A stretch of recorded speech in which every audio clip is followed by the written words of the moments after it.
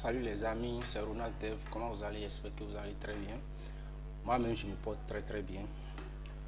Nous voilà dans la troisième et la dernière vidéo sur l'introduction au web.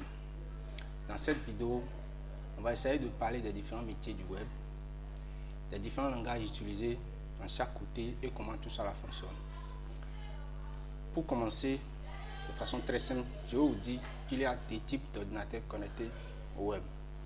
D'un côté, nous avons l'ordinateur de client qui demande à accéder à un site web. Et de l'autre côté, les serveurs qui sont tout le temps connectés au web, qui contiennent le site web et qui les envoient aux clients qui les demandent. Ainsi, il y a des langages dédiés à chacune de ces machines. Nous avons des langages clients ou front-end et des langages serveurs ou back-end.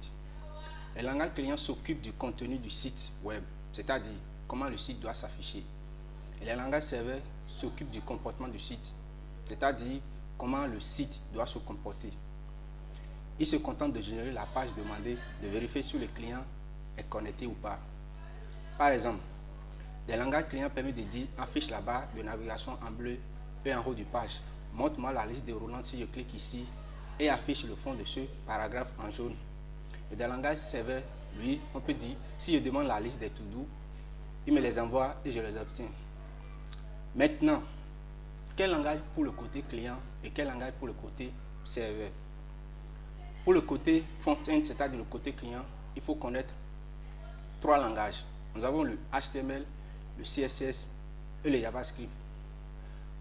Voici par exemple à quoi ressemble un code ou bien un langage client. Vous voyez que ce n'est pas compréhensible à un client qui vient pour consulter votre page de comprendre tout ça là. Et c'est pour cette raison que nous avons sur l'ordinateur de chaque visiteur ou client des navigateurs comme Chrome, Firefox, Internet Explorer, Safari, Microsoft Edge, qui interprètent le code client et les affiches sous forme d'une page compréhensible par le client. C'est pour des raisons d'ailleurs qu'on appelle les langages clients des langages interprétés, car ils sont directement interprétés par des navigateurs. Pour des langages back-end, il faut connaître plusieurs. Il y a plusieurs langages back-end. Nous avons par exemple le PHP, nous avons le Java, qu'il ne faut pas confondre avec le JavaScript du côté client. C'est deux choses différentes. Nous avons le Python, nous avons le Ruby, nous avons le C#. Tout ça là, ce sont des langages qu'on utilise côté back-end. Vous allez me dire, c'est beaucoup. Est-ce qu'il faut connaître tous ces genres de langages? Non, vous n'avez pas besoin de connaître tout ça.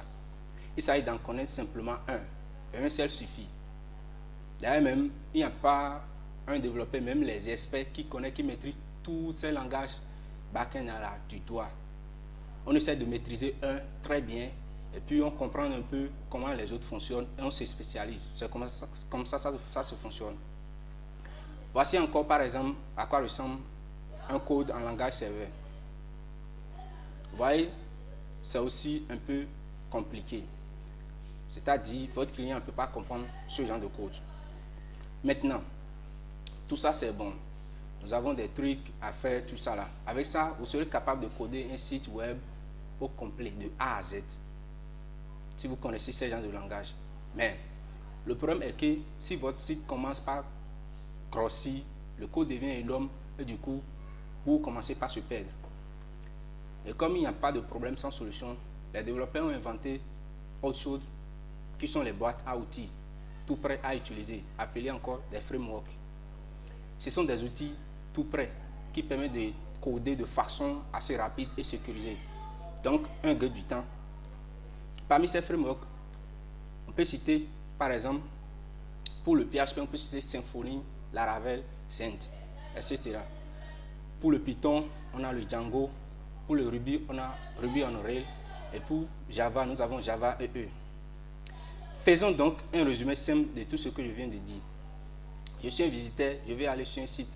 Je tape l'adresse du site web. Mon ordinateur client va se connecter au serveur qui contient le site. Le serveur, lui, de son côté, génère alors la page demandée en langage backend, c'est par exemple PHP, qui va donc générer une réponse maintenant en langage HTML qui est compréhensible par le navigateur du client. Et puis, Le navigateur, à son côté, va afficher maintenant la page demandée que le client lui peut comprendre. Maintenant, tous les sites ou presque ont besoin de stocker des informations. Vous pouvez stocker les derniers articles que vous avez publiés sur votre site web, les derniers commentaires et stocker le mot de passe d'un visiteur ou bien en tout cas de stocker son pseudo, ainsi de suite, tout ce que vous avez besoin de stocker. Et pour ça, nous avons besoin des bases de données. Et ces bases de données, c'est comme une archive. C'est une archive qui peut stocker absolument tout ce que vous voulez, comme je viens de le citer.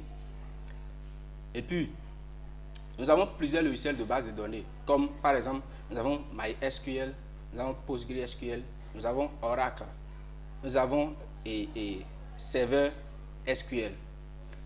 Nous avons plusieurs, beaucoup. Je n'ai que cité certains parmi tout ça là. Maintenant, pour communiquer avec un logiciel de base de données, on utilise encore un langage. Pourquoi on utilise un langage? Parce que c'est une machine. Les logiciels, tous ces logiciels sont des machines. Et les machines ne comprennent rien que des langages. Et par conséquent, il faut communiquer avec ces machines avec un autre langage. Et il s'agit du langage SQL. Ne vous inquiétez pas, le langage SQL est très simple à comprendre au départ. C'est-à-dire si vous commencez par réaliser des petits sites, tout ça là, c'est très compréhensible. Mais ça peut devenir complexe après, selon vos besoins, bien sûr. Une fois encore, on va essayer de refaire le schéma de fonctionnement d'un site web au complet. Je suis un visiteur, je vais aller sur mon site, je tape l'adresse du site, mon ordinateur client va se connecter au serveur qui contient le site. Maintenant, le serveur exécute le code PHP de la page demandée et à un niveau donné, il constate qu'il a besoin, par exemple, de la liste des derniers articles postés. Il fait donc appel à une base de données qui lui envoie la liste par le biais d'un langage SQL. Le serveur récupère alors la liste et génère la page demandée en langage backend, qui va générer une réponse en langage HTML compréhensible par le navigateur de client et puis le navigateur à son tour les affiches. Maintenant, qu'est-ce qu'il faut retenir de tout ce que je viens de raconter? Il faut retenir que les sites web fonctionnent à l'aide de plusieurs langages, subdivisés en plusieurs catégories. Nous avons les langages front-end client qui sont le HTML, le CSS, le Java et le JavaScript. Ces langages décrivent l'affichage du site. Nous avons le navigateur qui transforme ce langage à une page web que le visiteur peut comprendre. Maintenant, nous avons encore les langages back-end ou serveur qui sont PHP, Java, Ruby et tout ça là décrit le comportement du site.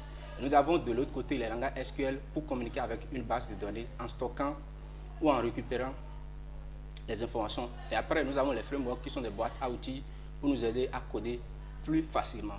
Voilà de façon générale ou globale tout ce qu'il faut retenir du fonctionnement d'un site web. J'espère que vous avez compris. Et si vous n'avez pas compris quelque chose, il n'y a pas de souci, mettez-les en commentaire et mettez-les dans le groupe WhatsApp. Je vais essayer de vous expliquer et vous allez comprendre une fois encore. Merci beaucoup. Si vous n'êtes pas encore abonné, n'oubliez pas de le faire et puis likez la vidéo si vous avez aimé. Maintenant, nous allons entamer maintenant la première partie de la programmation. On vient d'expliquer tout.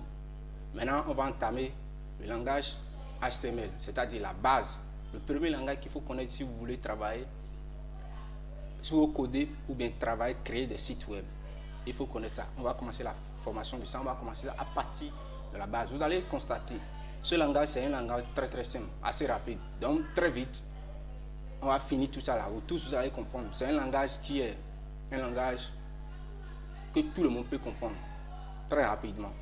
Et nous allons commencer à partir de zéro, expliquer de façon, en tout cas, mollo. Et puis, tout ça, ça ira très bien. Merci beaucoup pour votre attention. Je vous remercie et à bientôt.